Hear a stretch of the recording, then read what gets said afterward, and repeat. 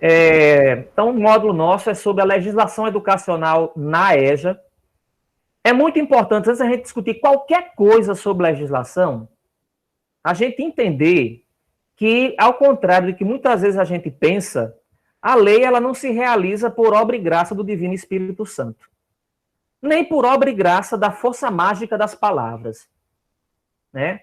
Qualquer lei, qualquer lei, ela só se realiza, sim, por obra e graça das pessoas, dos coletivos, dos grupos, né? Dos coletivos que têm interesse que a lei seja materializada, que a lei aconteça, que a lei se realize.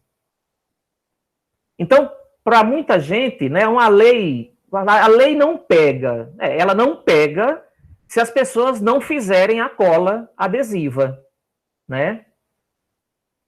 E para isso é preciso que haja movimento, haja articulação, haja engajamento político. Sem isso, as leis não se realizam, elas não se materializam. E quando a gente pensa na educação de jovens e adultos, que é uma modalidade marginalizada, né, no conjunto das políticas públicas e também no conjunto das políticas educacionais, então, aí é que a coisa fica mais complicada. Então, meu objetivo nesse módulo é mostrar o que nós temos em termos de legislação que ampara, que possibilita nós implementarmos a educação de jovens e adultos como modalidade que garante o direito à educação para as pessoas. E aí eu vou, né, tentando... A discussão sobre lei sempre é uma discussão muito chata, em princípio, mas eu vou tentar me conduzir de uma forma tal que a gente torne ela a menos chata possível, né? Mas, então, o primeiro elemento que eu trago para vocês é o quadro, vamos dizer assim, de dispositivos que nós temos e que dão conta e que atingem, chegam perto, regulam a educação de jovens e adultos. Então, nós temos a Constituição Federal, especialmente o seu artigo 208, nós temos a Lei de Diretrizes e Bases, em pelo menos 2 artigos, e temos 3 resoluções, né? Resoluções do Conselho Nacional da Educação, que nos colocam elementos para a gente pensar a educação de jovens e adultos. É verdade que, e aí já vem uma questão, é verdade que a Resolução 1 de 2021, ela atua, né, ela age como uma resolução que substitui essa Resolução 3 de 2010, né? Em princípio, ela substitui, né? Mas eu sempre trago a 3 de 2010 apenas para a gente poder exercitar algumas comparações, tá certo? Tem gente chegando aqui.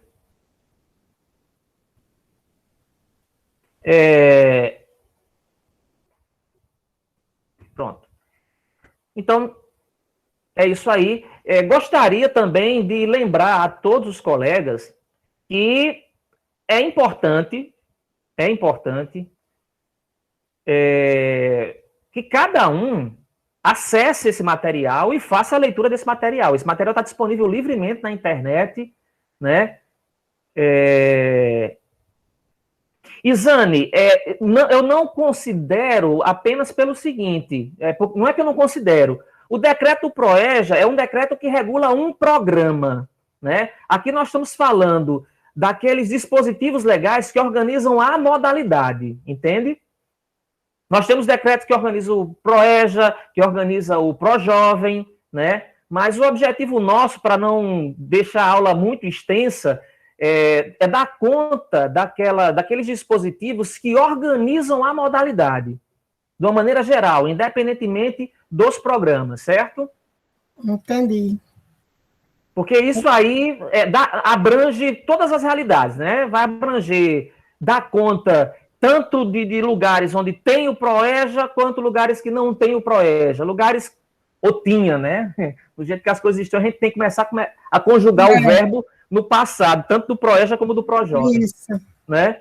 Mas, enfim, a escolha foi nesse sentido aí, tá certo? Por isso que a gente não incorporou outros dispositivos. E foi bom você ter lembrado, porque eu precisaria esclarecer isso. Então, pessoal, nós temos esse conjunto de dispositivos, e aí vamos lá, né? O primeiro dispositivo que, digamos assim, regula e que aponta para a legitimidade e a legalidade da educação de jovens e adultos, obviamente, é a nossa Constituição, né? No seu artigo 208, a Constituição brasileira, e isso é uma conquista de todos nós, da cidadania brasileira, a partir de uma mudança na Constituição de 88, que foi feita em 2009, que define a educação básica obrigatória e gratuita dos 4 aos 17 anos. Isso significa que quem está nessa faixa etária, né, é detentor do direito básico da educação, né, obrigatória e gratuita. E ela acrescenta, o texto da Constituição vai acrescentar que a oferta, né, também é assegurada para todos aqueles que não tiveram acesso na idade própria. É muito importante a gente estar ligado no texto, parece coisa besta, mas vocês vejam que, por mais que a Constituição assegure esse direito, ela traz na linguagem dela e a partir daqueles que criaram o texto, ela traz aquele preconceito ainda, né? Aquele preconceito em relação aos jovens e adultos pouco ou não escolarizados. Porque trabalha com a ideia da idade própria. Isso é muito questionável, né, pessoal? Porque é como se a gente... E aí o exercício do pensamento tem que estar atento a isso, né? Se existe uma idade própria, existiria uma idade imprópria para você estudar? Percebem? Como a expressão, ela nos leva para um tipo de raciocínio que diferencia, né, discrimina, em certa medida, aqueles que estão, né, na idade chamada de própria, né? Ou seja, é como se existisse um momento na vida que as pessoas poderiam estudar e um momento na vida em que as pessoas não precisariam estudar, né? E essa maneira de tratar a questão do sujeito da EJA é muito revelador desse pensamento ainda muito forte na nossa cultura pedagógica, né? De que o jovem e o adulto estudando no plano da educação básica seria algo como uma anomalia, né? Algo não desejável, algo esquisito, algo estranho. E isso se choca com um dos paradigmas que nós temos presentes na discussão sobre a educação de jovens e adultos, que é o paradigma da educação ao longo da vida. Ou seja, a ideia de que as pessoas são aprendentes o tempo todo, né? E as pessoas estabelecem projetos de vida para eles, né? Onde a escola pode ou não estar contemplada naquele projeto. Eu conheci um moço que ele resolveu, por conta própria, não estudar quando ele tinha 17 para 18 anos, não tinha terminado o ensino fundamental, porque ele queria ser caminhoneiro.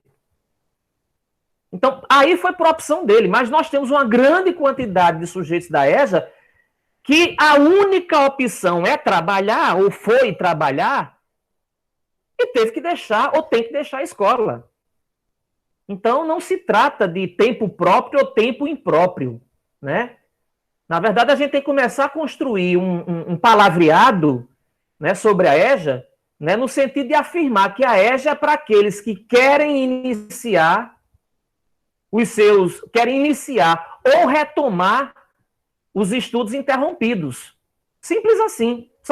A EJA deveria ser vista, assim, como a modalidade oferecida para aquelas pessoas com mais de 15 anos que decidiram iniciar ou retomar seus estudos interrompidos anteriormente. Simples assim. E não, a EJA é para aqueles que não concluíram, que não isso, que não aquilo. A gente já fez essa discussão lá no primeiro módulo, né? Aí o sujeito da EJA, ele é marcado pela negatividade. Então, isso é algo para a gente começar a superar. Era bom que a gente começasse a superar até mesmo mudando a lei, né? Mas vamos lá. O parágrafo 1º desse artigo 208, ele traz um elemento muito importante para nós que somos vinculados à EJA, que é a ideia da educação como um direito público subjetivo. Por que isso é importante? Porque, do ponto de vista legal, pensar a educação como direito público subjetivo significa, primeiro, que, por ser o direito público, tem que ser oferecido publicamente. Ou seja, tem que ser para todos, efetivamente. Então, todos têm o direito a acessá-lo. E subjetivo, porque significa que qualquer pessoa individualmente pode acionar o Estado, né, Estado, poder público, para que esse direito da pessoa seja garantido. Então, para dar um exemplo bem extremo, bem extremado, se seu José da Silva, lá da comunidade São José dos Cacetes, ele quer terminar o ensino fundamental dele, e lá na comunidade dele não tem escola, se ele requerer isso à Secretaria da Educação do município, a Secretaria tem a obrigação de tentar equacionar essa solicitação, esse requerimento de seu José da Silva. Como que a Secretaria vai fazer? Aí, as possibilidades são várias. Pode mandar um professor para atender o seu José da Silva, sei lá quantas vezes por semana. Pode botar seu José da Silva dentro do transporte escolar e levar ele não sei para onde. Pode abrir uma turma na comunidade para seu José da Silva e tantos outros que eventualmente tenham se manifestado interessados depois que seu José da Silva foi lá pedir a vaga. Então, direito público subjetivo. É público, é para todos. E individualmente o sujeito pode acionar a justiça, pode solitariamente, se ele quiser, acionar que o direito dele seja garantido, né? Então, essa é uma coisa muito importante desse artigo 208. Para além do artigo 208, nós temos a LDB. E a LDB, ela vai chamar atenção no seu artigo 4º, né, que jovens e adultos terão garantida a oferta de educação escolar, e aí começa a coisa que eu acho importante a gente estar atento. A LDB vai dizer que essa oferta de educação escolar para jovens e adultos, né, tem que ser garantida conforme, e aí vem os detalhes, características e modalidades adequadas às suas dos jovens e adultos, necessidades e disponibilidades. Então, a primeira coisa, a EJA não pode ser nunca a mesma coisa do ensino chamado regular, que é para crianças e adolescentes, porque, segundo a LDB, ela tem que estar atenta às características e modalidades desses sujeitos. Então, não tem sentido, por exemplo, aquela escola que às 7h15 da noite fecha o portão proibindo aquele jovem adulto que trabalha de chegar, porque ele chegou de 7h20. Não tem sentido. A garantia ao direito à educação para esse sujeito tem que considerar suas características. Inclusive, aí diz, aos que forem trabalhadores, condições de acesso e permanência na escola. Como é que pode uma escola... Então, é ilegal uma escola que, por exemplo, com base no seu regimento, que vale para criança e adolescente nas turmas da manhã e da tarde, proíbe o sujeito jovem, adulto, trabalhador de chegar na escola depois que o portão fecha de 7h15, 7h20. Se ele é trabalhador, ele já merece uma atenção, um cuidado, um olhar diferenciado. E não adianta o gestor dizer, não, mas porque segundo o regimento não. A LDB é maior que o regimento da sua escola. A LDB está dizendo que aos trabalhadores tem que ser garantido condições de acesso e permanência. Se fechar o portão às 7h15 não garante acesso e permanência, você está indo contra a lei. E tem, obviamente, a questão da... A lei fala características e modalidades. Então, há de se pensar, né, uma proposta pedagógica que esteja adequada a essa situação dessas pessoas. Situação de trabalho, às vezes de não trabalho, como é o caso das mulheres, que às vezes tem que estar, né, mulheres que não têm com quem deixar seus filhos ou suas filhas, ou porque os maridos são irresponsáveis, ou porque ela não tem marido, não tem um familiar para ajudá-la. Então não dá para simplesmente botar falta e dizer que ela se vire. A pedagogia do vire-se aí não serve. Porque a lei está chamando a atenção de que nós precisamos estar atentos às características das pessoas que procuram essa escola. Então, o artigo 4º ele é muito importante em razão disso, né? E claro, né, quando fala assim, criar as condições de acesso e permanência na escola, e aí vem todo tipo de mecanismo, né, que pode se pensar, né? Por exemplo, tem pessoas que pensam, que defendem, por exemplo, que para aquele sujeito, jovem adulto, desempregado, seja garantido a ele uma bolsa, né? Tem gente que defende que para o sujeito jovem adulto que seja trabalhador, que seja pensado uma legislação em que o trabalhador seja protegido, por exemplo, e possa sair do trabalho dele mais cedo, para poder chegar na escola mais cedo. Então, há várias discussões, possibilidades. Agora, aquilo que eu falo, para se transformar em lei, precisa de quê? De movimento, de força política, né? E não é uma força política daquele jovem adulto. É do jovem adulto, é do professor, é do diretor, é do gestor, é da coordenação pedagógica, é de todo mundo.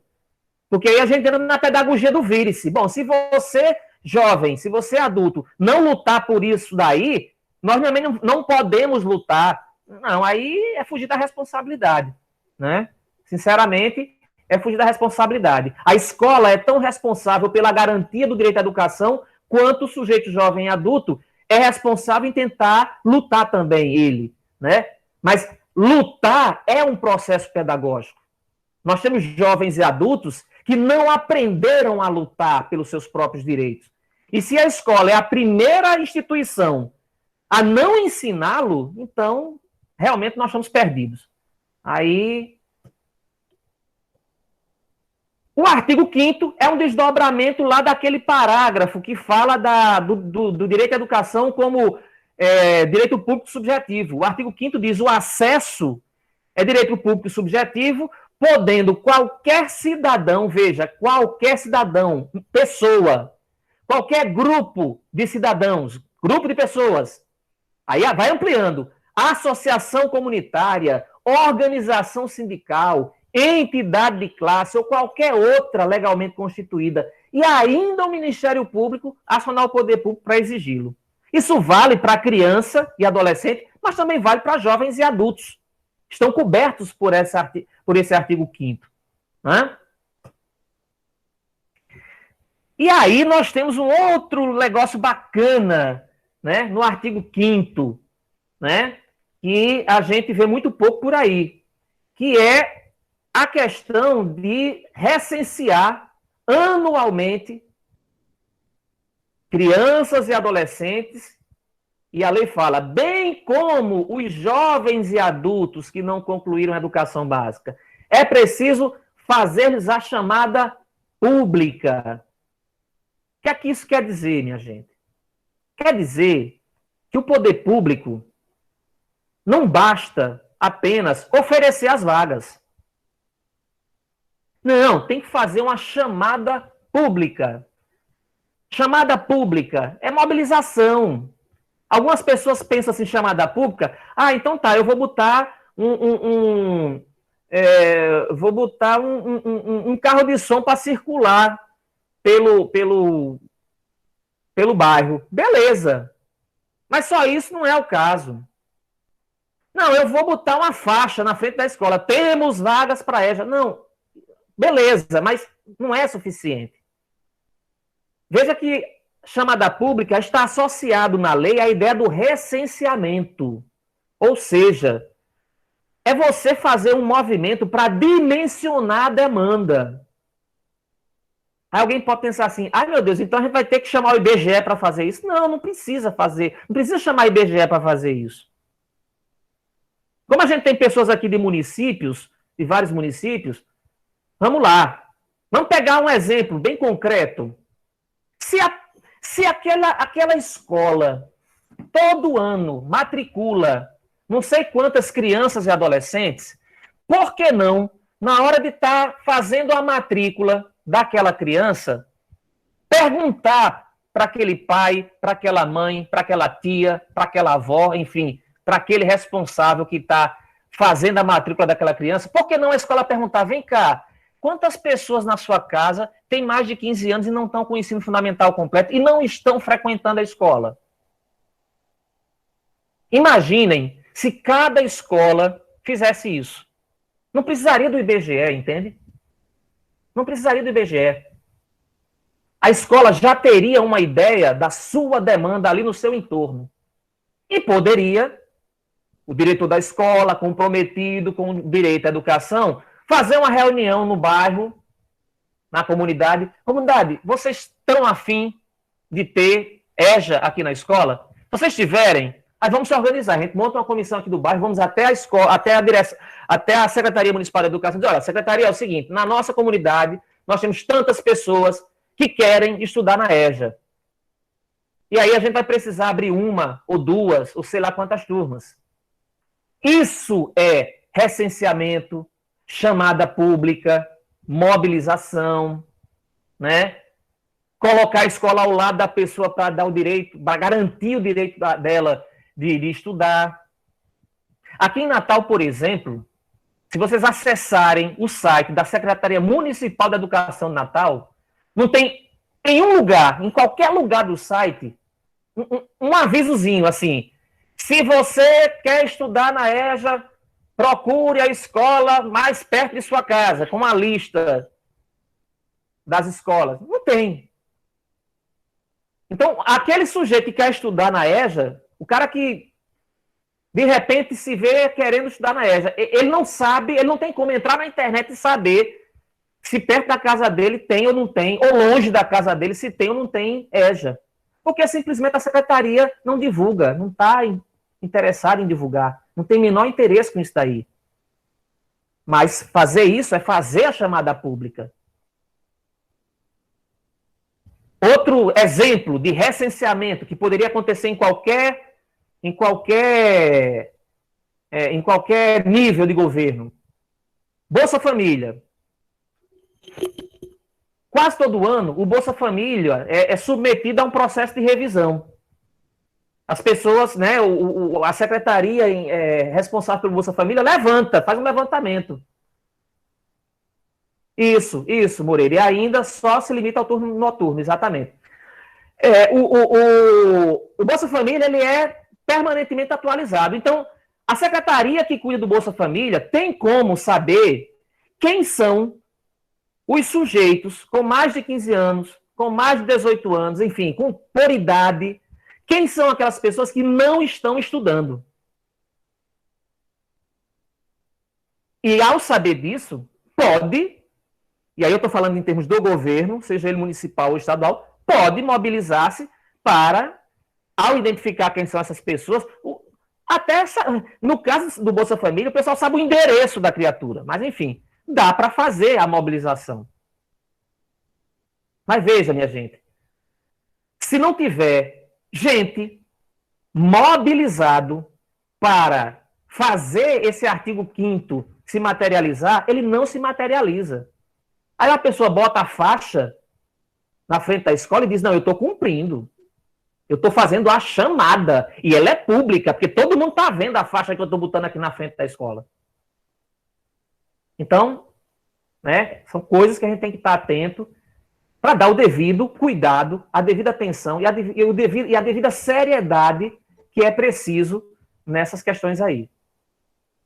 Né? O artigo 2º desse artigo 5º, ele é uma pedra no sapato para todos aqueles que lutam pela EJA. Por quê? Porque em alguns lugares os gestores se valem dele. E é, na verdade, uma contradição. Né? É uma contradição. Porque, veja só, lá atrás a lei diz que a educação é para todos, a Constituição, parará, que, enfim, que é direito público subjetivo, mas aí esse parágrafo 2º diz assim, que o poder público vai garantir, em primeiro lugar, o acesso ao ensino obrigatório e só depois é que vai pensar nos outros níveis e modalidades de ensino. Esse parágrafo 2º, ele legaliza, vamos dizer assim, esse tipo de secundarização da EJA, da educação especial, da educação do campo, e por aí vai. Mas é motivo de disputa, é motivo de debate, é motivo de luta. Né? Porque a lei, ela só se materializa a partir disso, da luta, da disputa. Certo? Vamos avançando. O artigo 6º da LDB, eu acho ótimo esse artigo 6º da LDB, porque diz respeito a algo que é também motivo de disputa. A LDB, ela diz que o controle de frequência fica a cargo da escola.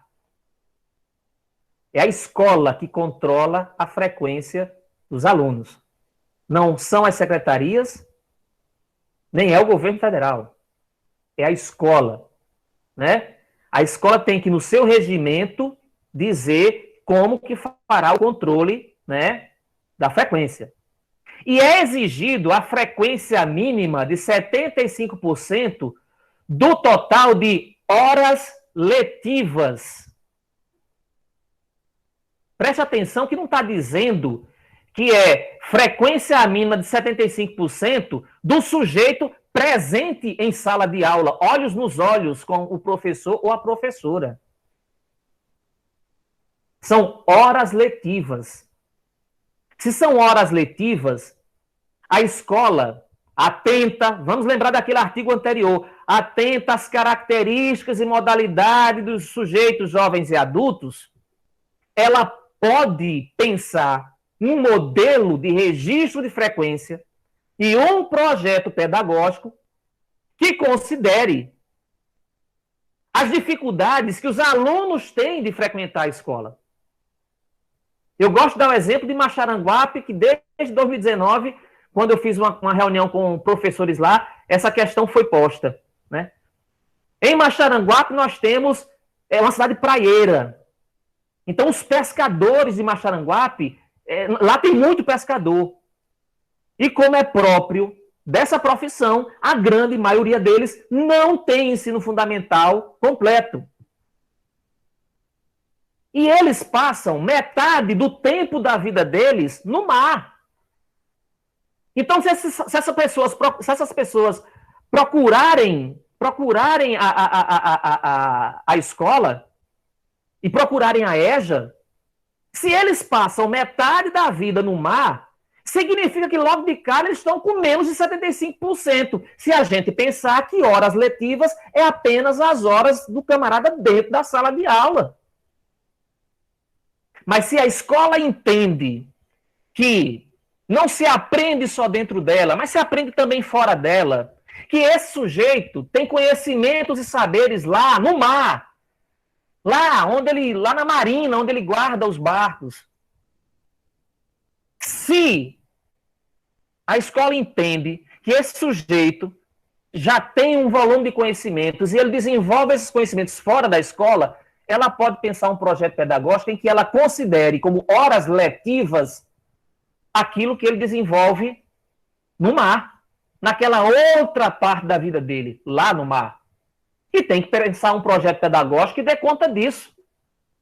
Os professores, por exemplo, têm que estar pensados e organizados dentro dessa lógica, no sentido de que, bom, o sujeito vai estar lá no mar, mas ele vai estar pensando um conjunto de atividades que a gente vai passar para ele realizar no mar. Em língua portuguesa, ele vai escrever um diário sobre o que aconteceu no período que ele estava no mar. Matemática, se ele precisa aprender as 4 operações, ele vai recuperar os elementos das 4 operações naquela lida de contabilidade dos peixes, os tipos de peixe que ele pescou, etc, etc, etc. E por aí vai. O projeto pedagógico tem que estar ligado com isso daí.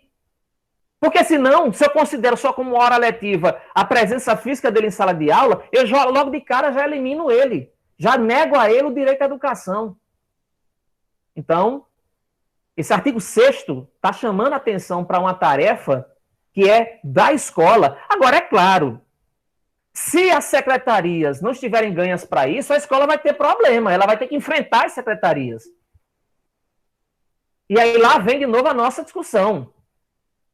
Se a diretora ou diretor da escola quiser comprar a briga sozinha, realmente não vai dar certo. Agora, se junta os professores, os alunos e etc., e vamos construir esse projeto, essa proposta, aí já tem uma chance melhor de enfrentar a interpretação outra que é muito comum nas secretarias, que é de que hora letiva se calcula pela presença física do sujeito naquela sala de aula.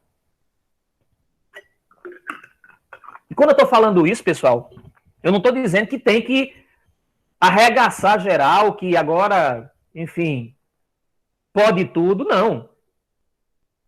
Pode tudo para aqueles que podem menos. Então o sujeito é trabalhador. É trabalhador.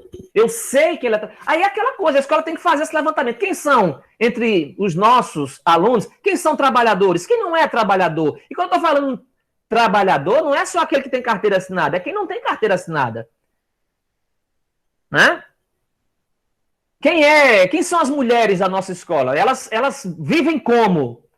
Aquela mulher que não trabalha, mas, por exemplo, vive cuidando de uma familiar doente e que queira estudar, vai precisar de um atendimento diferenciado. A escola se propõe a fazer isso ou não? E aí é que vem aquilo que eu digo, né? É o posicionamento político do gestor, dos professores, político que tem a ver com uma posição sobre o direito à educação, que é uma questão política. Hã? Avançando um pouquinho mais, vamos então para o artigo 37, que é inclusive o artigo que dá conta da modalidade EJA dentro da LDB, né? Mais uma vez, nós temos o vício, né, de definir a EJA pela negação, né? A EJA é destinada àqueles que não tiveram acesso, que não aquilo outro, na idade própria, né? Que a gente precisa desfazer isso daí. Qualquer um de vocês, na primeira oportunidade que tiver de criar uma legislação da EJA do município de vocês, diga, pessoal, vamos mudar um pouquinho esse negócio aqui, já que não é contra a lei, vamos dizer que a EJA é para aqueles que querem iniciar ou retomar os estudos, né? Não vai fazer mal, não vai doer, não vai ser contra a lei e vai ainda tratar o sujeito pela positividade, né? E aí, olha só, no parágrafo 1º desse artigo 37, a LDB reforça aquela história que eu estou falando aqui o tempo todo. Considerar as características do alunado. Os sistemas, né, vão assegurar gratuitamente as oportunidades. Aí ele fala, vão assegurar oportunidades educacionais apropriadas. Ora, se a oferta da EJA repetindo o que está no ensino de criança e adolescente não é apropriado, então aquele município, aquele estado, precisa redefinir como é que vai oferecer a EJA de forma apropriada. E a lei diz, é apropriado em que sentido? Considerando as características do alunado, seus interesses, condições de vida e de trabalho. Então, a escola que não conhece, quando eu estou falando conhece, não é aquela conversinha de corredor que nós, professores, fazemos com os alunos, não. Eu estou falando de você, na hora que matricula o sujeito, procurar saber, vem cá, quais são as suas condições de vida? Você tem internet? Não tem? Você trabalha? Não trabalha? Você é arrimo de família? Não é? Dona Maria, você tem filho ou não tem? Você tem condições de deixar esse menino em algum lugar ou não? Não tem. Isso é considerar as características do alunado. Agora, a conversa de corredor que um ou outro professor com um pouco mais de sensibilidade ou um pouco mais de tempo realiza para depois socializar com os demais colegas, isso não é o exercício de considerar as características do aluno. É uma iniciativa nobre e bacana daquele professor.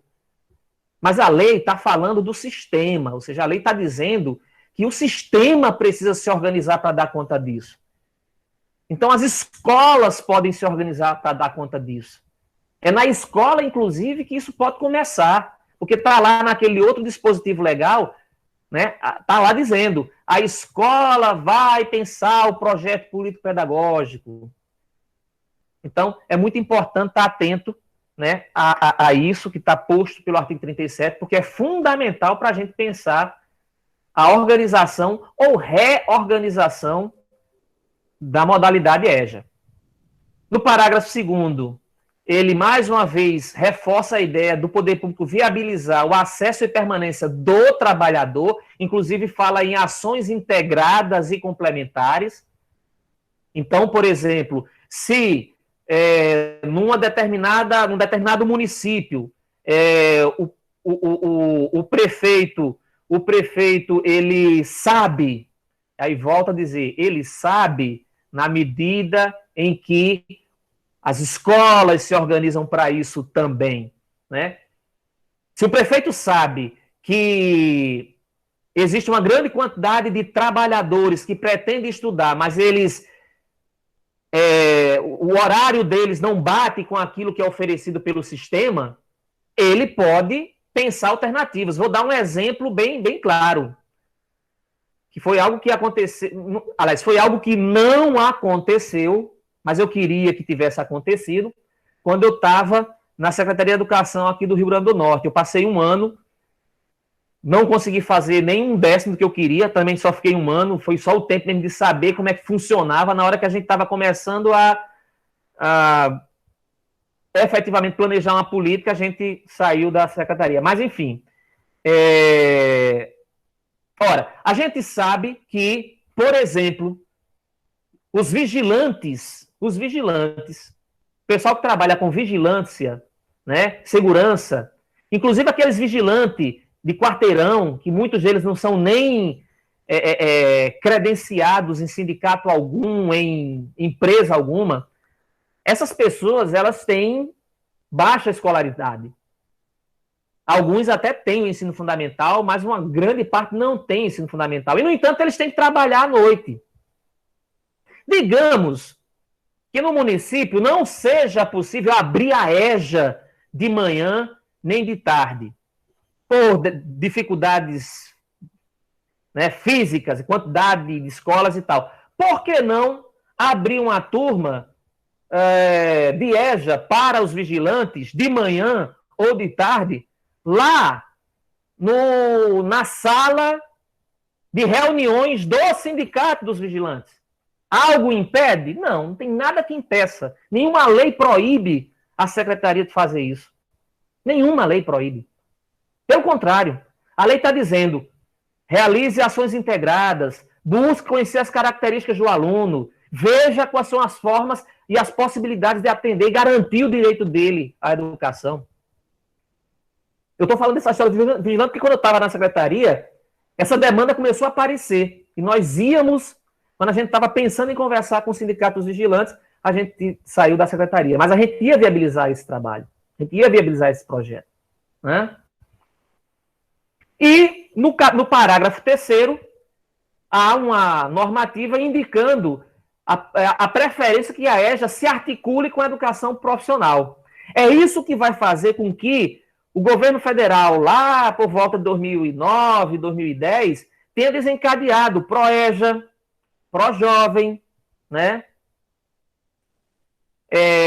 No sentido de fazer com que a EJA pudesse estar articulada a essas outras modalidades, na medida em que as pessoas que estão na EJA, na sua imensa maioria, são pessoas que ou estão se inserindo no mundo do trabalho, ou já estão inseridas, né, ou estão pleiteando se inserir. Né? E aí, todos esses projetos, especialmente o ProEJA, ele é um desdobramento, ele se ampara principalmente nesse parágrafo 3º do artigo 37 da LDB. Em São Gonçalo do Amarante, aqui no Rio Grande do Norte, aconteceu uma coisa interessante. Eu particularmente me orgulho muito porque, sem querer, digamos assim, eu acabei desencadeando esse processo, que foi o seguinte. Sim. Exatamente, Francisco. Dá para tentar abrir turma. A história de que eu ia contar de São Gonçalo do Amarante foi o seguinte: eu fui convidado pelo pessoal de São Gonçalo do Amarante para dar uma palestra lá, numa formação que estavam fazendo lá para os professores. E aí eu fui, né? Cheguei lá e tal, e eu sei que teve uma hora que a gente estava discutindo se a gente conhecia ou não os sujeitos da EJA, aquela coisa que está lá na lei, né? Conhecer as características do alunado. E aí eu disse, olha, eu acho que vocês deveriam fazer um dia, aplicar um questionário para todos os alunos da EJA. Apliquem um questionário, procurem saber quem são eles, parará. E lá no meio do... Aí o pessoal achou a ideia bacana, aí me chamaram no outro dia, lá fui eu no outro dia para conversar com eles sobre o questionário. Aí eu li o questionário e eu digo, olha, eu acho que vocês deveriam fazer uma pergunta, tem uma pergunta que não está aí nesse questionário, que vocês deviam fazer, que era o seguinte: o que é que você quer aprender que a escola não está ensinando? E aí o pessoal colocou essa pergunta. O tempo passou, eles aplicaram o questionário, veja, tudo nasceu numa palestra lá, perdida. Aplicaram o questionário, na hora que eles vão tabular os dados do questionário, o que é que acontece? As pessoas dizendo, nós queremos aprender uma profissão. Sabe uma coisa que a escola não ensina e que a gente quer aprender? Profissão, uma determinada profissão. E aí o pessoal da secretaria levou isso para o prefeito, e aí o prefeito, na época, isso tem, eu acho que uns 5 anos, nem sei ainda se está rolando lá em São Gonçalo, sinceramente eu não sei. E o que é que o prefeito fez? Fez um convênio, né, com o Senai, ou foi o Senac, não lembro mais, enfim. Mas, enfim, o Sistema S fez um convênio que era o seguinte: o Senai receberia prioritariamente, destinaria vagas prioritárias para aqueles sujeitos que estivessem matriculados na EJA do município. Então, né, foi super bacana. Né? Atendeu a uma demanda, mobilizou as pessoas, eles se sentiram mais mobilizados, não apenas a estar na EJA como, né, participar da atividade lá do Senai. Então, isso é a manifestação do que está no parágrafo 3º, também né, do parágrafo 3º do artigo 37. Mas só rola se tiver mobilização, se as pessoas se articularem. E foi o que aconteceu lá em São Gonçalo do Amarante. Bom, nós vamos então passar para um documento fundamental, que é esquecido, pouco conhecido, e as pessoas misturam com outros documentos por aí. São as diretrizes curriculares nacionais para a educação de jovens e adultos. Eu já tive a situação de estar falando das diretrizes curriculares nacionais para a EJA e a pessoa pensar que era as Diretrizes Curriculares Nacionais para a Educação Básica, que é um outro documento anterior a esse. Quer dizer, anterior o original, porque depois, eu acho que em 2015, foi mexido. E que lá no meio dele tem uma referência sobre a EJA. Mas aquelas diretrizes é para a educação básica. Nós temos diretrizes curriculares nacionais para a EJA, especificamente para a modalidade. Há 2 anos atrás, eu também fui procurado por colegas, professores, coordenadores de EJA de alguns municípios. Professor, a BNCC saiu, como é que a gente vai fazer, hein? Eu digo, não tem que fazer, porque a BNCC não é para a EJA. Para a EJA, a gente tem as diretrizes curriculares nacionais para a EJA. Ah, eu não sabia. Eu digo, pois é, nós temos. A BNCC foi feita para a educação de crianças e adolescentes, o chamado ensino regular.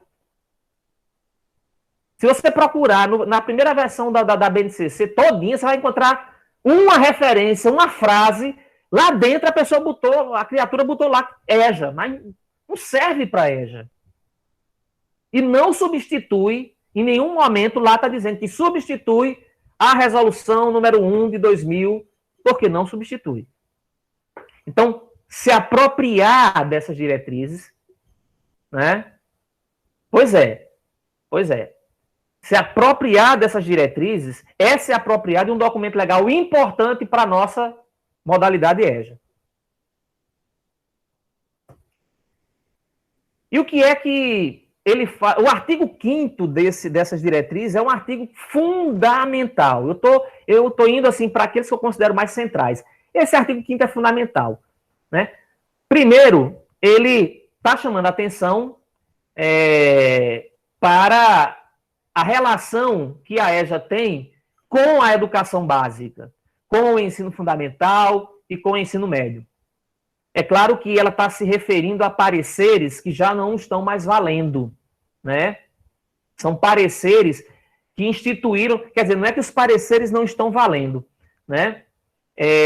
As resoluções relacionadas a esses pareceres já não estão mais valendo. Mas esses pareceres são os pareceres que deram sustentação à criação do ensino fundamental e do ensino médio, tal como nós conhecemos. Então, o artigo 5º, a primeira coisa que ele está dizendo é os componentes curriculares obedecerão aos princípios e diretrizes do ensino fundamental e ensino médio. O que é que isso significa? Significa que na EJA nós vamos ter os mesmos componentes curriculares do ensino fundamental e do ensino médio. E não há nenhum problema em relação a isso. Por que não há problema? Porque a ideia é que o sujeito que faça a EJA, ele possa ter acesso aos mesmos conhecimentos que qualquer outra pessoa em qualquer outra modalidade, em qualquer nível, né? Mas aí vejam só, né? Como a coisa começa a ganhar alguns contornos. O parágrafo único desse artigo 5º vai dizer que a EJA, como modalidade da educação básica, ela tem uma identidade própria. Olha aí, mais uma vez, reforçando a ideia de que a EJA não pode ser pensada do mesmo jeito que o ensino regular, do mesmo jeito que a educação para crianças e adolescentes. Ela tem uma identidade própria. E é preciso, nessa identidade, considerar situações, os perfis dos estudantes e as faixas etárias. De outro modo, esse artigo 5º está dizendo, pessoal, a gente não vai trabalhar EJA como se trabalha com criança e adolescente, porque eles não são crianças nem são adolescentes. A grande maioria é jovem e adulto. É por isso, inclusive, que o nome da modalidade é essa, jovens e adultos, né? E considerar também os princípios da equidade, diferença e proporcionalidade, que vai ser visto a seguir, né? O que é que esse artigo 5º está considerando como equidade? É que os componentes curriculares serão oferecidos de modo que qualquer sujeito que entre na EJA né, possa ter a formação que qualquer criança e adolescente no tal lá do ensino regular. Então, o jovem e adulto vai estudar história, do mesmo jeito que a criança e adolescente do ensino fundamental chamado regular está estudando. Agora, e aí vem a questão. Eu vou ensinar história para esse sujeito do mesmo jeito que eu ensino para criança e adolescente? Claro que não, né, minha gente? Porque ele é jovem e adulto. Inclusive, ele já tem uma história. Se eu falar para esse sujeito, jovem e adulto, sobre eleição, é outra forma, eu vou tratar esse conteúdo de uma forma totalmente diferente que eu falaria para criança e adolescente. Até porque, muito provavelmente, esses jovens e esses adultos já votaram em uma ou outra eleição recente. Eles já têm uma imersão no mundo. Então, é claro que ele vai estudar história, como qualquer outra pessoa, inclusive uma criança ou um adolescente. Mas se eu for recuperar e considerar o que a legislação já vem me dizendo, é claro que eu não vou ensinar do mesmo jeito, porque eu tenho que considerar as características, a idade, etc, etc e etc. E o inciso segundo já avança nisso daí. O inciso segundo já está avançando nessa perspectiva. O sujeito vai estudar história, mas nós temos que considerar também, além do acesso ao componente curricular e esse conteúdo de história, eu tenho que considerar o seu processo formativo daquele sujeito, os seus conhecimentos e valores. E lá vem de novo a ideia do reconhecimento dessa qualidade, da especificidade do jovem adulto. Olha o que está escrito aí, no inciso segundo.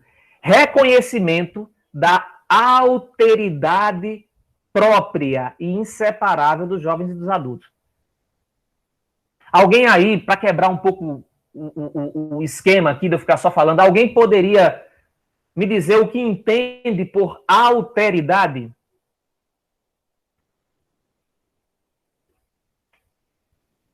Vou apagar meu microfone, hein, para vocês falarem aí, hein?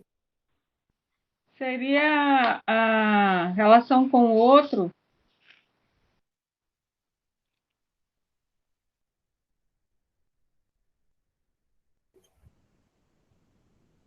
Renata, você fez uma outra pergunta, né? Seria isso? Muito bem, vamos lá. As pessoas têm que responder. É maêutica, professor. Aham, tô ligado, viu? Ó, tô de olho em você.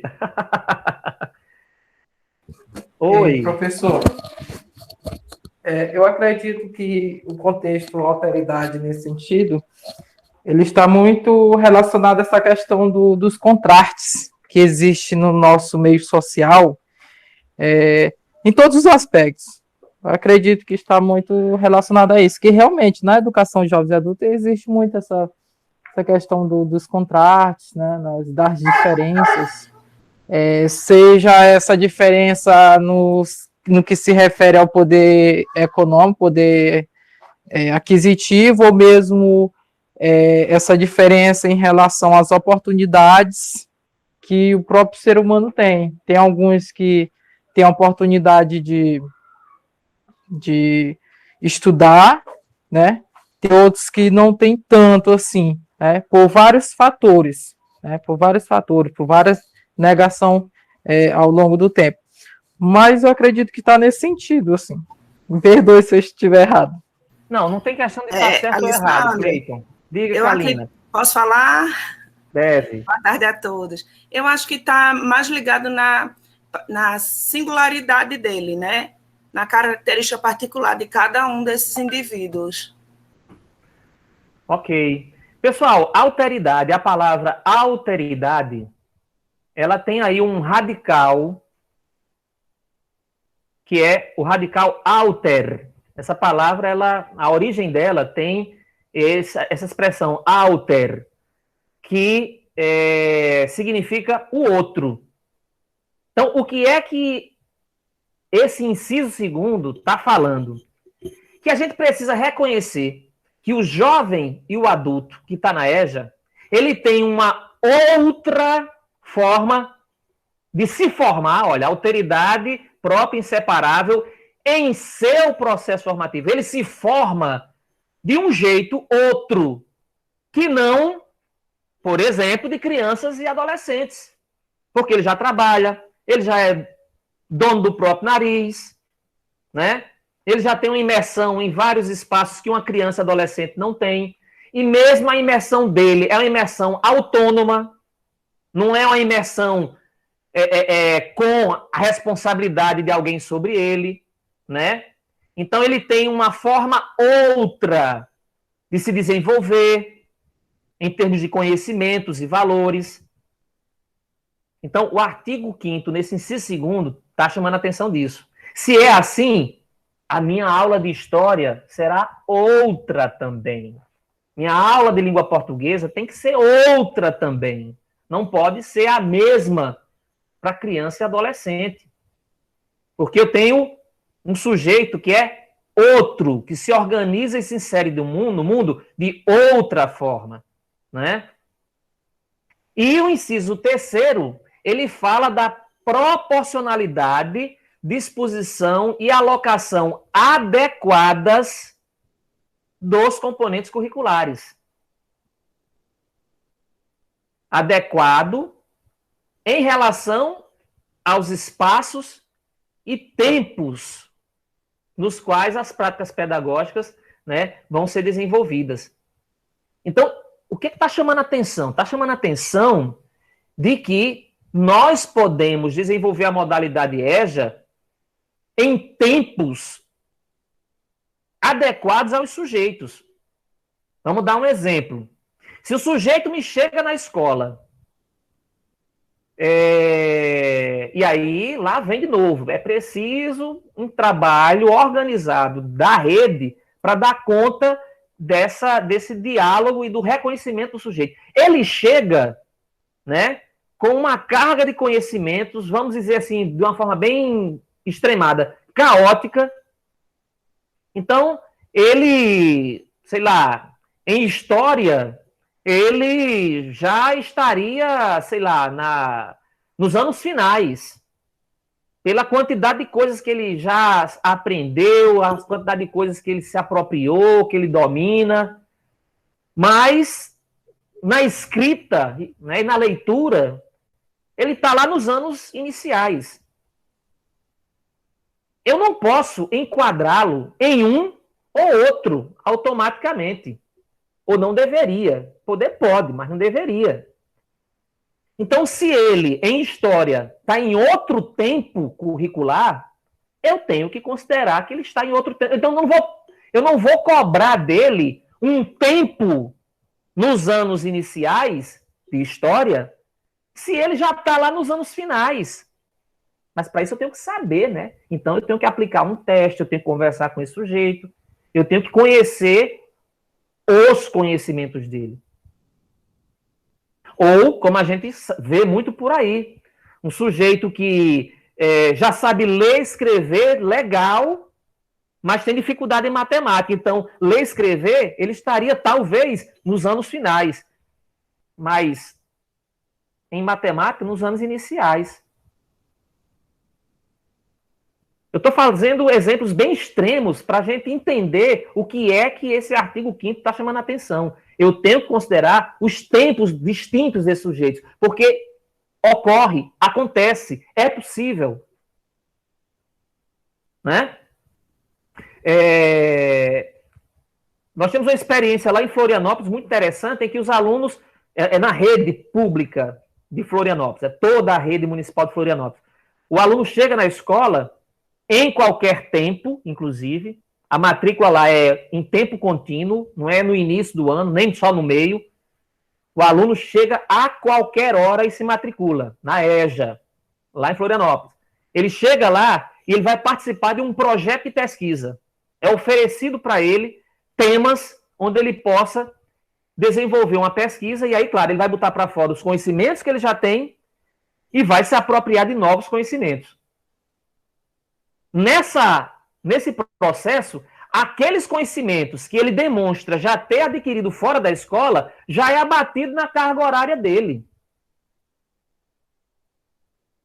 Então, lá na frente, ele já não vai precisar fazer determinada coisa, porque, né, lá na frente ou ali mesmo, ou seja, determinadas aulas ele não vai precisar ter que cursar, vir para a escola, porque já foi reconhecido que ele sabe, né, ele dá conta daquele conhecimento naquela área ali.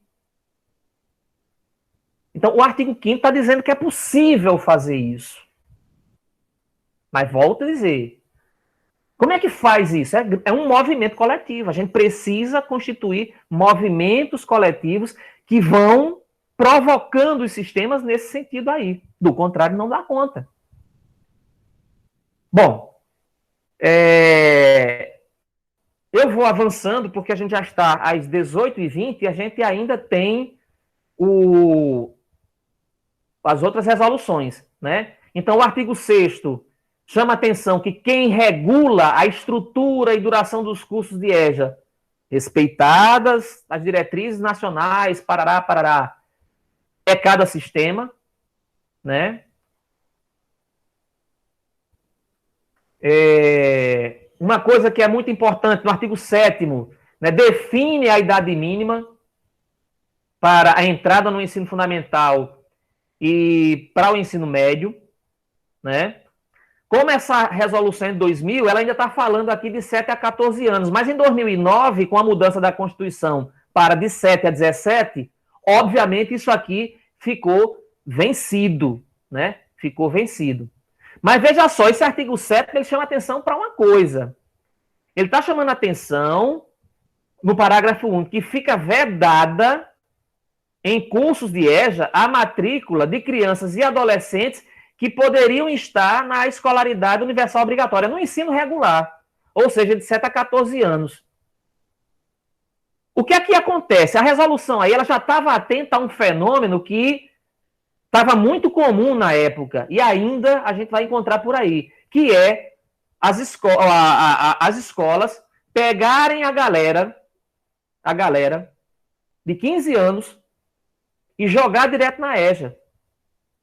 Tornar a EJA um programa de correção de fluxo. Né? E isso aí, efetivamente, é algo que não é possível. Né? Isso está presente nesse artigo 7º. Nessa outra resolução de 2010, vai aparecer essa preocupação, tá certo? Mas aqui, no artigo 7º, ele já está chamando a atenção, né?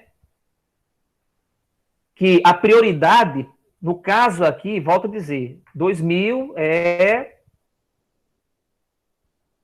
a idade obrigatória ia até 14 anos no ano 2000, mas em 2009 já mudou, né? Mas vamos lá. Eu gostaria de chamar a atenção, eu vou passar bem rapidinho por essa resolução 3, já que a resolução desse ano, 2021, ela substitui em alguma medida esta daqui, mas eu queria chamar a atenção para um detalhe que muita gente esquece. A resolução número 1, essa que a gente vinha discutindo até agora, ela o título dela, vamos lá, vamos retomar aqui, o título dela diz, estabelece as diretrizes curriculares nacionais. Essa resolução aqui, número 3, de 2010, e mesmo a deste ano, 2021, ela se denomina diretrizes operacionais. A mudança de nome não é à toa. É porque, na verdade, uma diretriz, ela pensa o currículo. A outra busca operacionalizar. Trata-se de operacionalizar. Então, ainda que, do ponto de vista legal, elas tenham o mesmo peso, né? são resoluções do Conselho Nacional da Educação. Essa resolução e a desse ano, 2021, elas se situam como um complemento daquela que a gente vinha discutindo até agora. Bom, essa resolução de 2010, ela se submeteu a um processo de discussão, teve audiências públicas do Conselho Nacional na época, várias audiências públicas, e ela surgiu para exatamente dar uma atualizada na organização da EJA. Então, ela vai trazer elementos muito importantes, algumas novidades, que, no meu entendimento, serve para orientar todos nós. Primeiro, no artigo 2º, ela fala que o sistema educacional público da educação básica de jovens e adultos tem que ser pensada como política de Estado, né? E tem que conjugar-se a outras políticas públicas setoriais. Ou seja, a gente tem que pensar a EJA articulada, na hora que pensa como política pública, articulada a outras áreas. Então, aquele jovem e aquele adulto, ele é estudante, educação, mas é trabalhador. Quais são as ações no município, no estado, envolvendo trabalhadores? Ele participa de um movimento cultural. Quais são as atividades que nós temos? Quais são as políticas de cultura? Né? Ele ou ela participa de atividades esportivas. Quais são as políticas de esporte? Então, um gestor, um secretário de educação que vai pensar a EJA, ele obrigatoriamente tem que fazer esse movimento. Né? É claro que não é fácil, né? Exige também a clareza disso por parte dos outros setores, dos outros secretários, do governador, do prefeito, mas a resolução está aí dizendo, ó, dá para ser, pode ser, a lei não proíbe, né? Essa resolução substitui o termo supletivo por EJA, então, a gente ainda encontra por aí alguém falando, não, porque é o supletivo. Não existe supletivo. Com essa resolução acabou esse nome, né? Define a idade mínima para frequentar os cursos de EJA, né?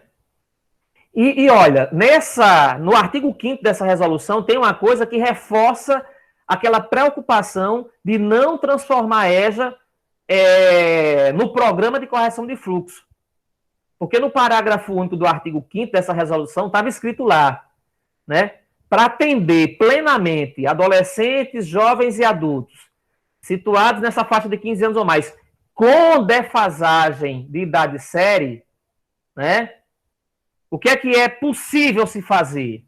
Aí ele traz, além da chamada pública, que eu já falei, mas veja, incentivar no inciso 2º, veja o inciso 2º abaixo, pessoal, incentivar de forma colaborativa com municípios e estados, política própria para o atendimento desses estudantes de 15 a 17, garantindo mecanismos específicos que dê conta das suas necessidades, inclusive programas de aceleração de aprendizagem.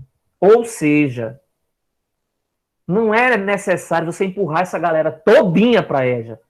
Se você quer, de fato, manter esse pessoal estudando, né, sem enfrentar problemas lá na EJA, porque aí a galera joga o problema para a EJA, cria ofertas específicas, né? Pode, inclusive, oferecer escola nos horários diurnos, né? Além do horário noturno, mas, né, garantir a oferta nos períodos diurnos, no período diurno.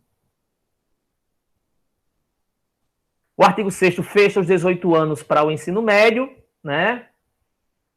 Nessa resolução, avança-se em relação à escola, à educação à distância na EJA. É uma resolução que ela tenta avançar na educação à distância. Vamos passar à frente, porque o que vai importar é o que está lá na frente. Pela primeira vez, chama a atenção da necessidade de um sistema nacional, né, de público de formação de professores que incorpore as demandas da EJA, pelo programa Universidade Aberta do Brasil, que estava sendo recém-criado naquela época, né? Olha só aquilo que eu falo de você reconhecer o tempo do outro, né? Nesse artigo 11 ele diz, o aproveitamento de estudos e conhecimentos que o sujeito realiza antes do ingresso na EJA pode ser transformado em hora-atividade e ser incorporado ao currículo escolar. esse artigo estava dizendo que é possível, sim, você reconhecer os saberes que o sujeito tem fora da escola, né? Nesse artigo 12, no artigo 12 dessa resolução, né, em razão da preocupação com o mundo do trabalho, já vamos ter a inclusão do ProEja e do ProJovem como alternativas, né, de inclusão desses sujeitos num processo diferenciado, né, que seria voltado à educação profissional. E aqui, finalmente, a gente chega na tal da resolução número 1/2021, que, na sua proclamação, na sua ementa, está lá, são diretrizes operacionais. E qual é a preocupação dela? Basicamente, dá conta de 3 elementos. Alinhar a EJA, a Política Nacional de Alfabetização, a Base Nacional Comum Curricular e a Educação de Jovens e Adultos à Distância. Nesses 3 intentos, nós temos sérios problemas, né? E a gente pode conversar sobre esses sérios problemas desde já. Eu vou retomando artigo por artigo, né? O primeiro artigo dessa resolução, não vou artigo por artigo, tá, pessoal? Vou pegar aqueles que são mais importantes, obviamente. Mas, enfim, no artigo 1º, ele define a duração de cursos de idade mínima e o registro de frequência, a idade mínima e a certificação para os exames de EJA. Vamos lá, esse artigo 1º, além de dizer que a resolução vai falar da Política Nacional de Alfabetização, da BNCC e da Educação à Distância, ela também vai falar dessas coisas aqui. Duração dos cursos, idade mínima, registro de frequência e certificação para os exames. De alguma forma, isso aqui já existia em outras resoluções. Mas existem algumas diferençazinhas que essa resolução traz.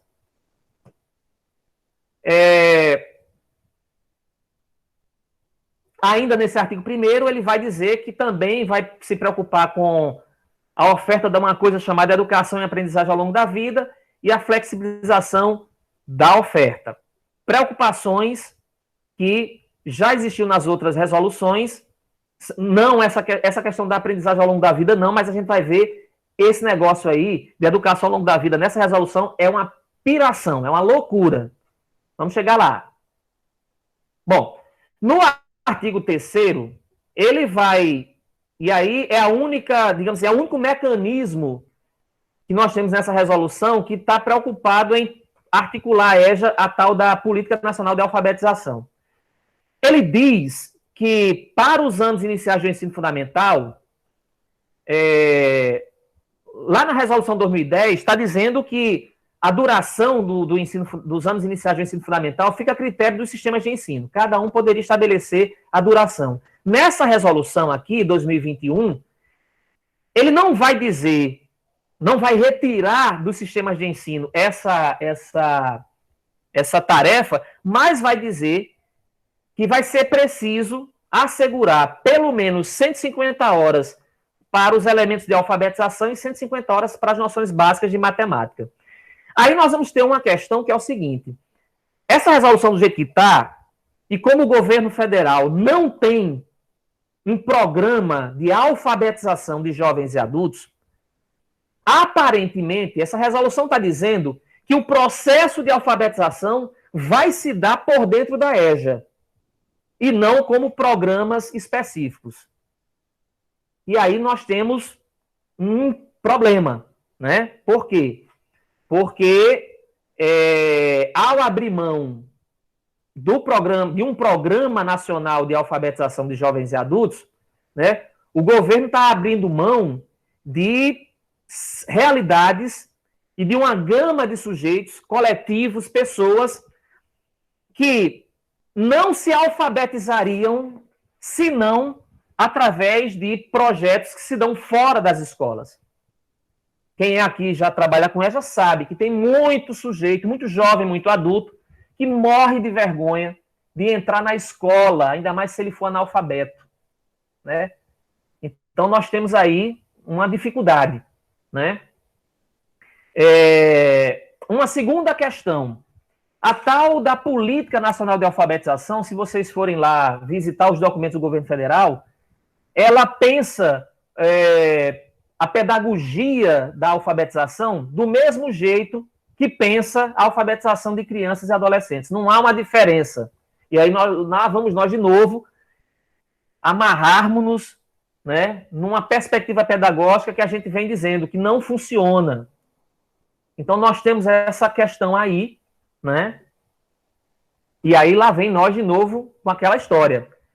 Essa lei, ela pode, esse dispositivo, ele pode ou não pegar, dependendo do movimento que nós fizermos. No caso aqui, um movimento de resistência, né?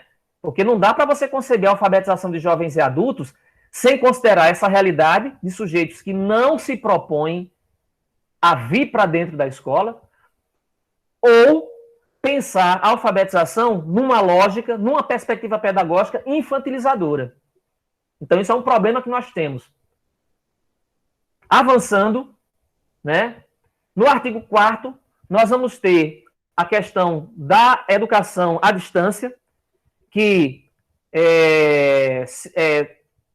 recupera elementos da resolução anterior, estabelece uma série de condições, mas aí nos traz algo muito sério, que é a permissão de que a EJA, no formato EAD, seja oferecida até no máximo 80% de sua carga horária total.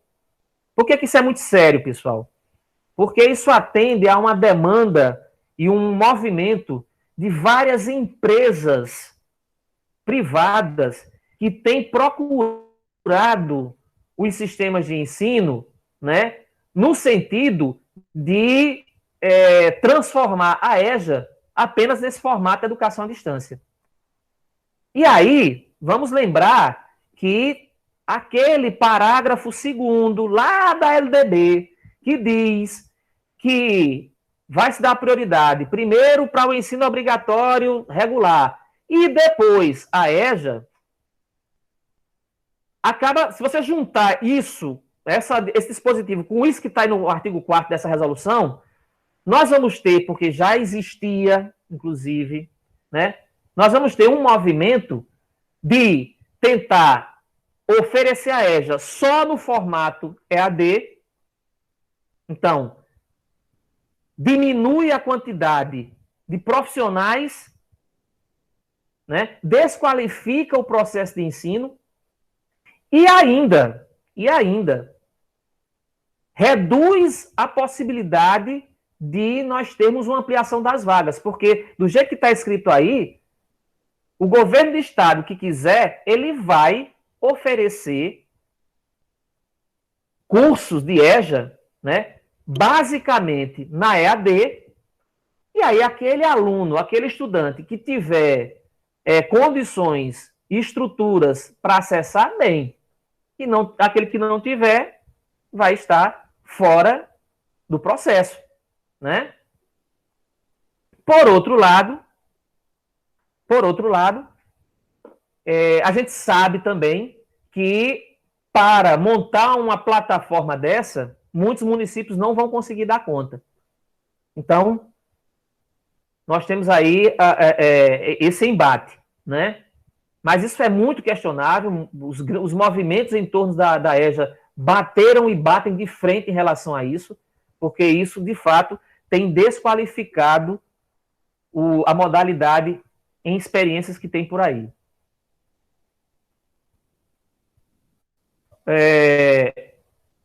O artigo 7º da resolução, ele vai prever a EJA articulada à educação profissional. Aí, ele vai apresentar alternativas que, na verdade, já existiam lá no decreto do PROEJA, lá no decreto do PROJovem. Aí não temos muitas novidades, vamos dizer assim, que é oferecer a EJA concomitante, a EJA integrada e a EJA que é concomitante na forma integrada no conteúdo. Essa concomitante na forma integrada no conteúdo, algumas experiências por aí já estavam acontecendo articulando EJA, Pronatec. Então, o que a resolução aí faz é tão somente retomar algo que já existia, de alguma forma.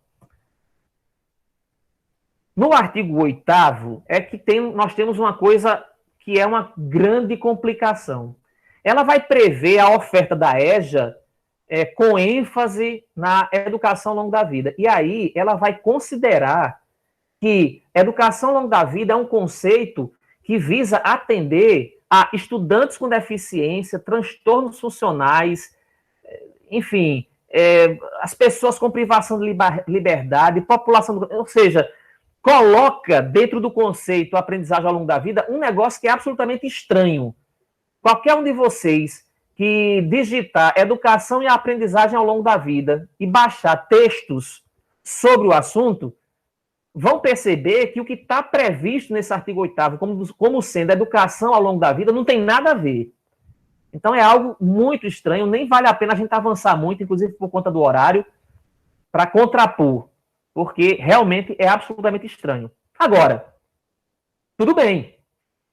Prever que a EJA tem que atender esse povo todo, tá beleza, tá ótimo. Mas isso não é, digamos assim, do ponto de vista conceitual, está dando ênfase à educação e aprendizagem ao longo da vida, certo?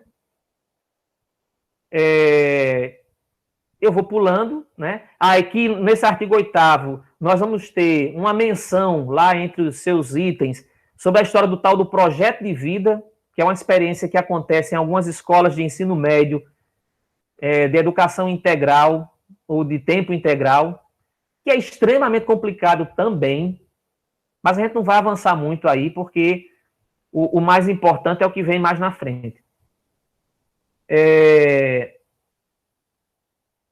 O artigo 9º vai prever que a oferta da EJA pode se dar sem ou com articulação com a qualificação profissional, que, volta a dizer, é algo que já existia, de alguma forma, em algumas experiências oriundas do ProEJA, do ProJovem, e mesmo na tentativa de articulação do Pronatec com a EJA, né? Só que aí, a partir do artigo 11, essa resolução vai incorporando elementos da resolução que modificou o ensino médio, trazendo o conceito do itinerário formativo. Em princípio, essa ideia do itinerário formativo, ele não é tão complicado, né? Por quê? Qual é a ideia que estava lá no ensino médio, na proposta de mudança do ensino médio? Dizia o seguinte: o aluno que, por exemplo, fazer um curso lá do Senai, ele chega para a escola e vai dizer: ei, escola, eu fiz um curso lá do Senai, então eu quero que a carga horária minha lá do Senai seja descontado aí desses itinerários formativos. Qual é o problema dessa questão, né? Então, assim, tudo bem, você reconhecer os aprendizados que o sujeito tem fora da escola é um princípio importante que a gente tem que valorizar. Mas isso não pode se dar dessa forma desarticulada com o que a escola pensa em termos de currículo e em termos de formação. Porque aí você fragmenta o processo formativo. Então, se a escola não tem relação com aquilo, retomando o exemplo, se a escola não tem ligação, articulação, o currículo da escola não se articula com o currículo lá do Senai, então você tem um tipo de cisão, um tipo de desarticulação que é danoso, que é danosa para o processo formativo, né? Então isso é retomado nessa resolução, né? E cria um problema, né? Uma outra coisa que é problemática é o vínculo que ele vai estabelecer dos currículos do ensino médio com aquilo que está previsto na BNCC. Ora, pessoal, a BNCC, ela é pensada, quem já acessou o documento sabe, ela é pensada serialmente. Ela é pensada num formato, né, que supõe que esse sujeito, ele, né, os conhecimentos dele estão organizados e ordenados de forma serial, como acontece com criança e adolescente, no tal do ensino regular.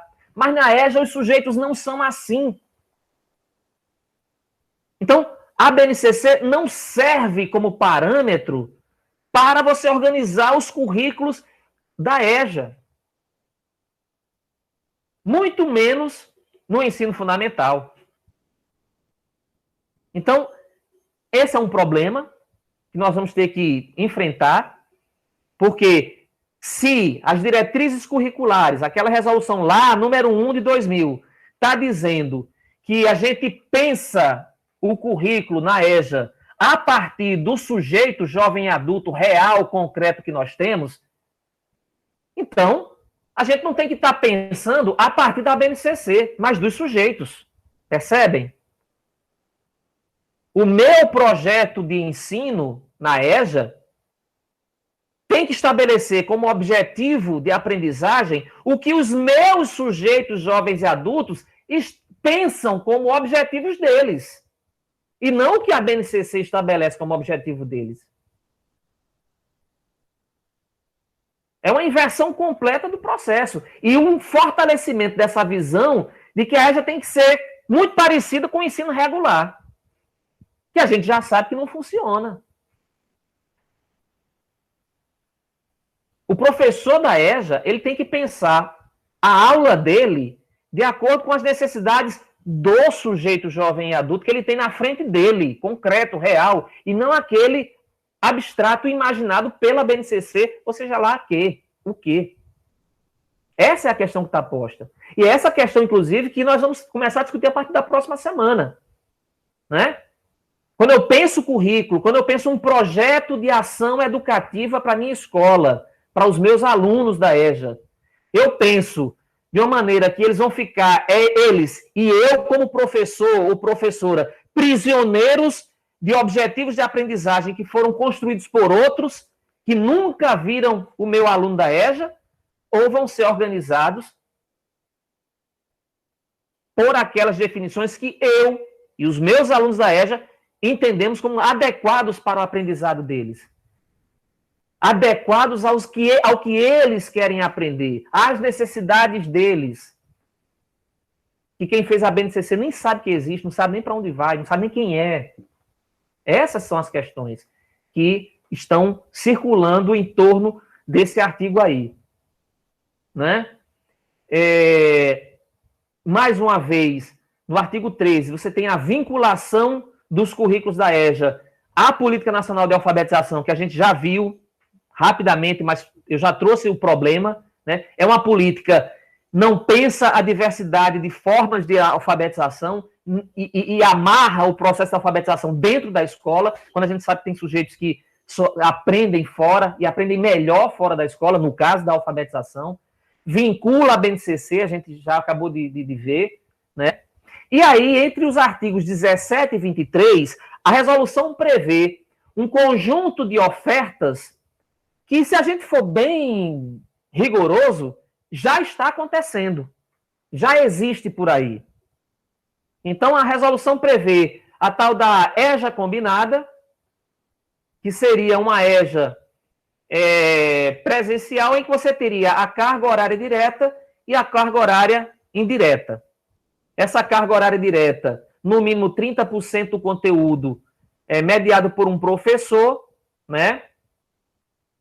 Presencialmente, e 70%, né, com atividades pedagógicas complementares com o professor regente. Isso daí, essa tal de EJA combinada, ela ainda é pior do que existe, porque tudo bem, a gente tem hoje, nas nossas escolas, né, muitas vezes,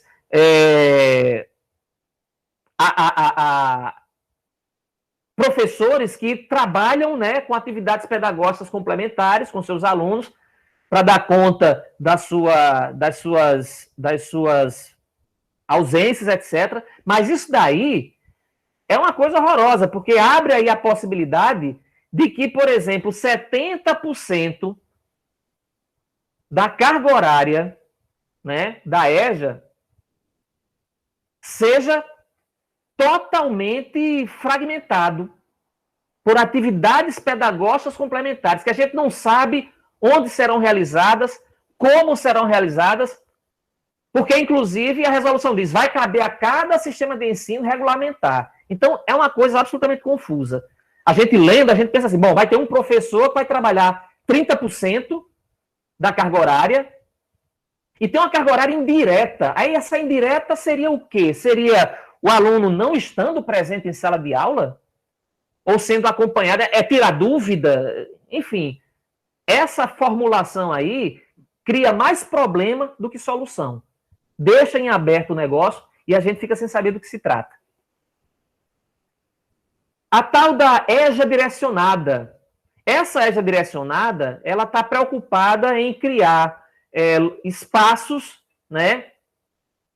Ela está dizendo o seguinte, que você pode oferecer a EJA em ambientes que não sejam a escola, né?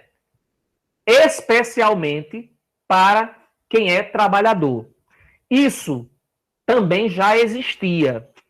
O MEC tinha um programa previsto numa resolução do FNDE, resolução número 8, que já previa, inclusive oferecia financiamento. Essa resolução nem isso fala.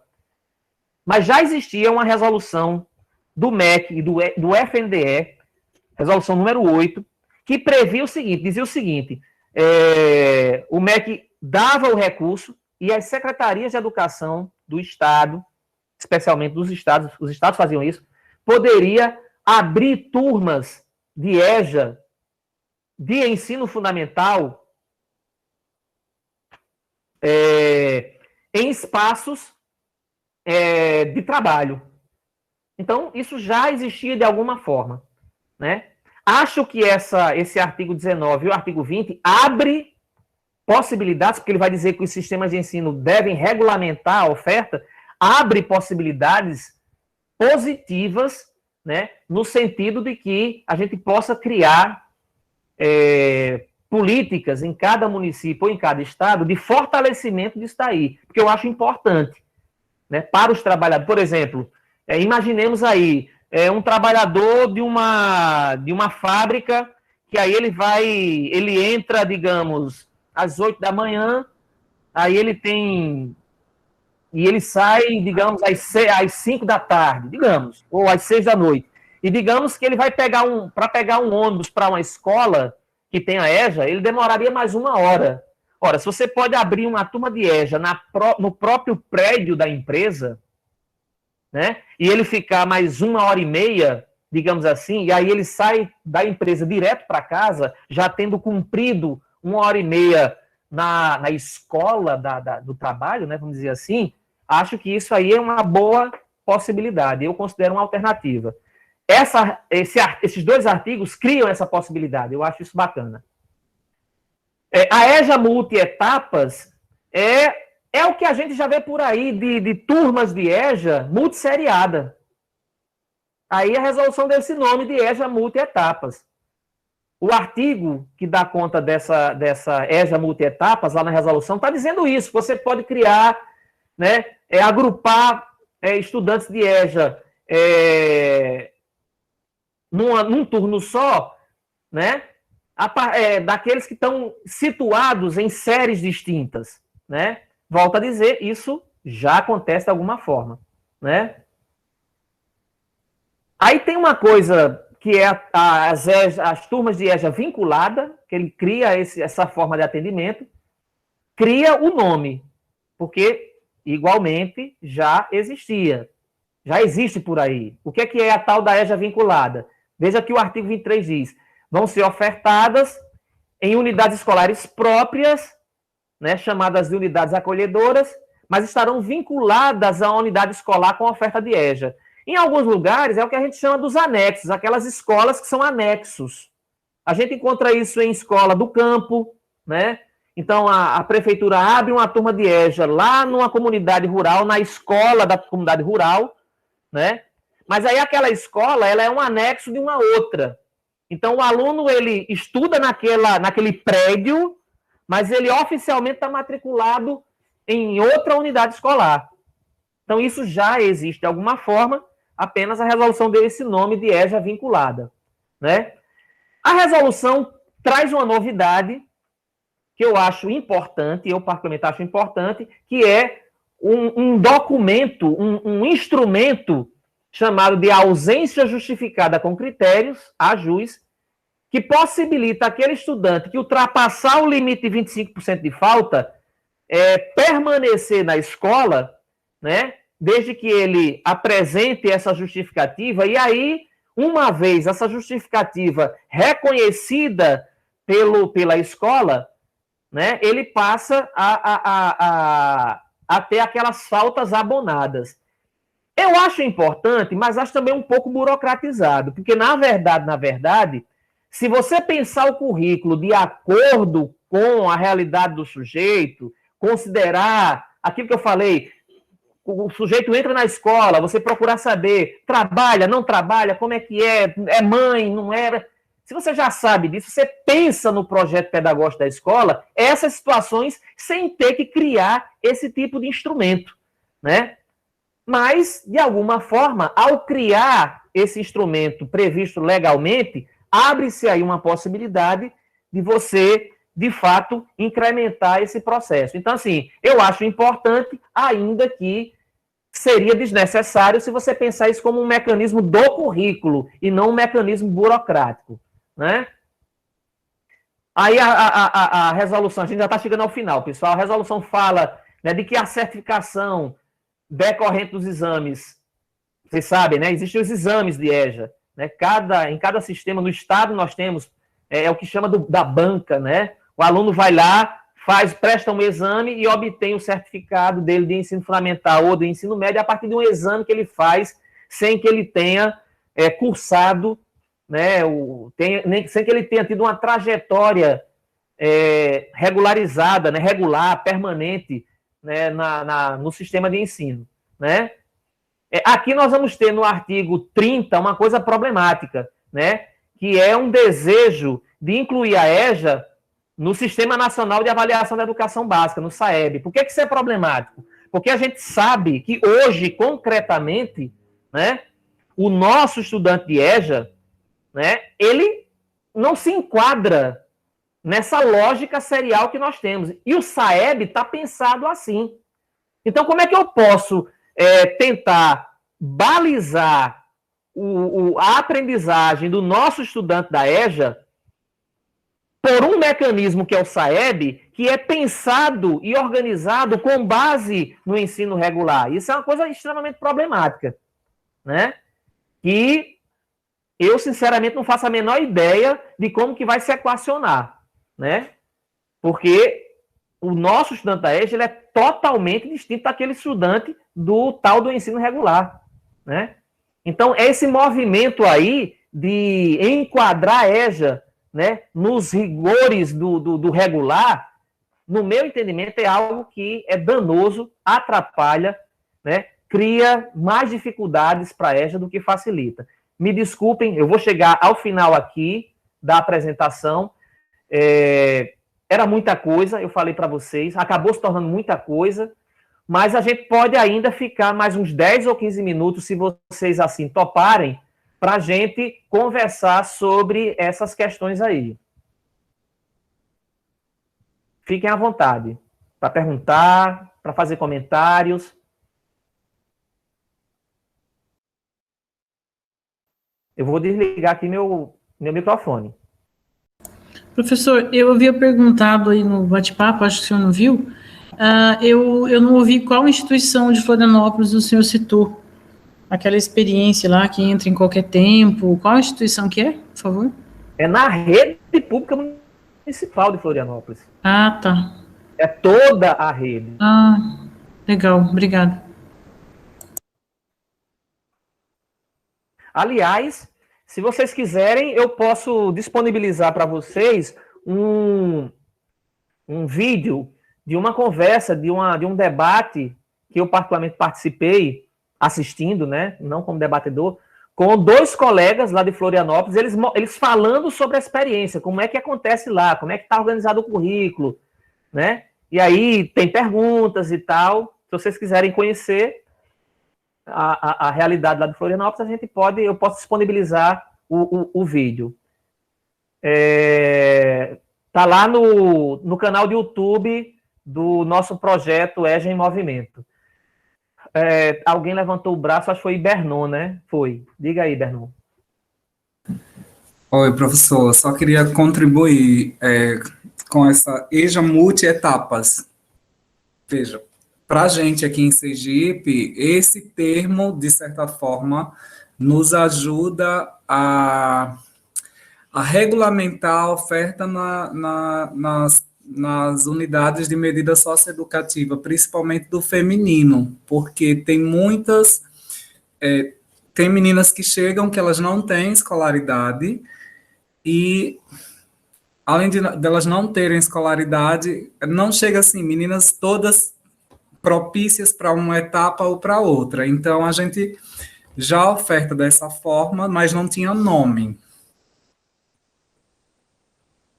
Nesse caso específico, eu penso que, de uma certa forma, é interessante para esse caso específico.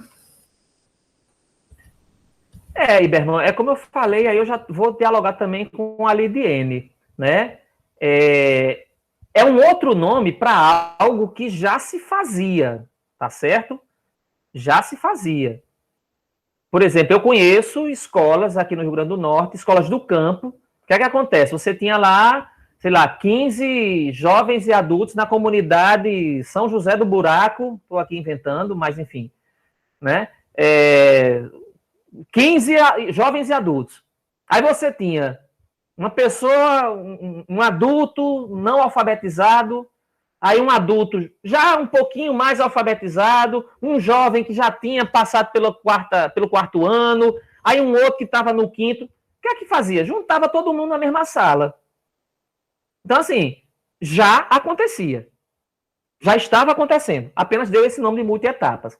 Então, assim, a bem de você querer estar coerente com a legislação, tudo bem, você usa essa expressão. Mas é como eu falei, isso você já pode prever isso no seu projeto político-pedagógico da escola, eu estou dialogando com a Lidiene, né? Já poderia estar prevendo antes dessa resolução, né? Porque lá em Florianópolis, por exemplo, turmas eram organizadas assim. Porque o modo de organização da turma se dava pelo projeto de pesquisa. O aluno chegava e ia desenvolver uma pesquisa. Ele desenvolvia a pesquisa dentro do nível dele. Eu não gosto da palavra nível, mas dentro daquele estágio de apropriação que ele tinha. As ações são interdisciplinares, então os professores consideravam o estágio em que o sujeito estava para dizer em que ponto ele alcançou fazendo a pesquisa sobre aquele tema. Acabava que você tinha pessoas de vários estágios numa turma só, né? É claro que o movimento era de evitar ao máximo isso daí, juntar gente em estágios muito distintos, claro, né? Agora, na hipótese de juntar, não tendo outra possibilidade, junta, e aí já estava acontecendo, né? Alguém levantou o braço, eu acho que foi... Quem? Meu Deus. Levantou e depois deslevantou. Ah, Maria Lucelma. Por gentileza, Lucelma. Charlie.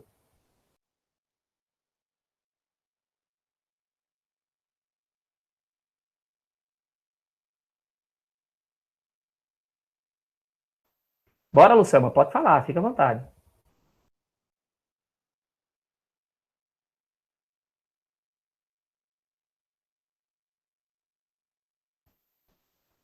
Lucelma? Moreira, enquanto Lucelma se decide, vai lá. Tá bom. Boa noite a todos.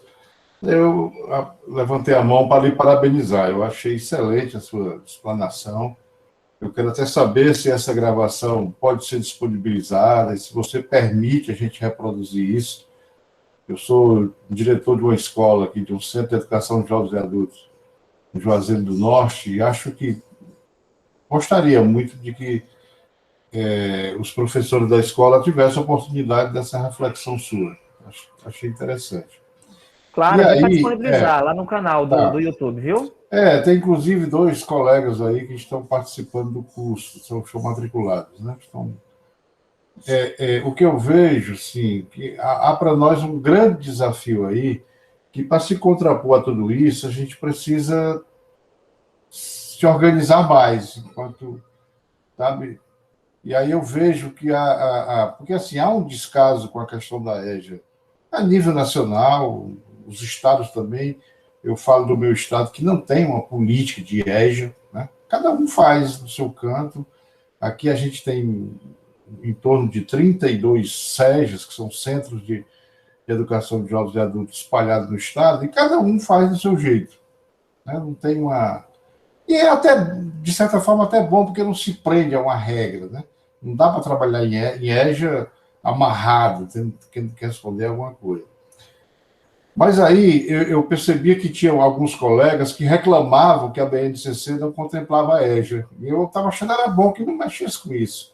E agora vem essa diretriz que, de certa forma, amarra, né? Tentando levar a EJA para essa questão. Bom, aí eu vejo que é preciso a gente intensificar esse movimento na EJA, essa discussão. Acho lamentável que as nossas universidades não tenham ajudado muito nisso, né? Infelizmente, são poucas universidades que... Eu venho percebendo que aí no Rio Grande do Norte tem um grupo de pessoas mais voltada para isso, mas, no geral, a EJA ainda não é um assunto que está na pauta das nossas universidades que pudesse ajudar as pessoas que fazem a EJA no dia a dia. Mas como eu falei, eu entrei para lhe parabenizar pela reflexão muito oportuna. Um abraço a todos aí. Obrigado, viu, Moreira? De fato, cara, eu tenho uma visão assim, né? É claro que ter uma política nacional de EJA seria muito bom. E a gente estava conseguindo isso desde 2003, 2004 até 2015. A gente estava conseguindo montar uma política nacional de educação de jovens e adultos, aos trancos e barrancos. Por quê? Porque até 2002, né, ainda com o governo Fernando Henrique Cardoso, a gente não tinha política nacional de EJA. Nós tínhamos na alfabetização um programa que era alfabetização solidária, que era uma coisa assim, com a iniciativa privada, não tinha em todas as cidades, não tinha, enfim, era algo assim, poderia aderir ou não, só poderia ser em cidade abaixo de um determinado IDH. Desde a vitória do Partido dos Trabalhadores e o Bloco Político em torno do PT em 2002, a gente começou a ter mudanças. Então, a gente teve o programa Brasil Alfabetizado, que era para todo o país, para todos os municípios, independentemente de IDH. Tivemos o programa, o ProEJA e o ProJovem se articulando com a questão da educação profissional, que não tinha antes. Nós tivemos, pela primeira vez, em 2010, o Programa Nacional do Livro Didático para a EJA, que não tinha antes, né? Então, a gente começou a ter, digamos assim, elementos. Havia uma Comissão Nacional de Educação de Jovens e Adultos que dialogava com o MEC, formada por universidades, movimentos sociais, enfim, que dava para a gente começar a pensar numa política nacional da EJA. Com o golpe de 2016, deixou de ter. Aí, bom, não temos. É ruim? Mas eu acho, aí eu concordo com você numa coisa, eu acho que abre-se aí uma possibilidade também, e eu tenho dito isso onde eu posso, de nós criarmos políticas estaduais e municipais que possam consolidar um outro modo de organizar a EJA, que sirvam de referência para, quem sabe, daqui a algum tempo, a gente ter uma política, de novo, nacional. Claro que vai depender das eleições, vai depender que os militares não deem um golpe, mas enfim, né? O fato de não ter uma política nacional de EJA, por exemplo, coloca para um determinado município a possibilidade dele criar uma política municipal de EJA, né? O Estado criar uma política estadual de EJA, né? Abre-se essa possibilidade. Agora, é mais complicado, claro, dá mais trabalho, dá. É muito mais fácil para um gestor do município receber uma política já pensada em Brasília e simplesmente tocar. É mais fácil, né? E isso tem muito gestor que faz, concordando ou não, né? Vai e toca, né? Vai no piloto automático. Eu acho que abre-se aqui uma possibilidade da gente pensar uma política, né? E aí, vamos ver o que é que acontece. E, de fato, concordo com você, né? Seria muito bom que a gente não tivesse sido obrigado a entrar nessa história da BNCC, né? Quando alguém chegava para mim, porque a BNCC, eu digo, olha, que bom que não tem. Eu também estava achando bom. Que bom que a EJA não está na BNCC, porque não nos serve. O que é que nos serve na EJA? São as experiências concretas dos professores que consideram as realidades dos alunos, consideram as particularidades dos alunos. Essas experiências, elas nos servem para a gente pensar um currículo para a EJA, né? Sim. Por exemplo, a realidade de Florianópolis, a realidade, se eu não me engano, a Bahia tem uma experiência de currículo estadual também bastante interessante, né? Pernambuco, Alagoas, a rede pública municipal de Maceió, né? Nós tivemos uma mesa em 2019, um evento da EJA, do EJA em Movimento em 2019, nós chamamos o coordenador de EJA lá de Maceió para ele falar o currículo da EJA municipal em Maceió é pensado a partir dos pressupostos freirianos. Então, ele, inclusive, disponibilizou o material para a gente. Então, são essas realidades que a gente precisa estar atento, e não BNCC.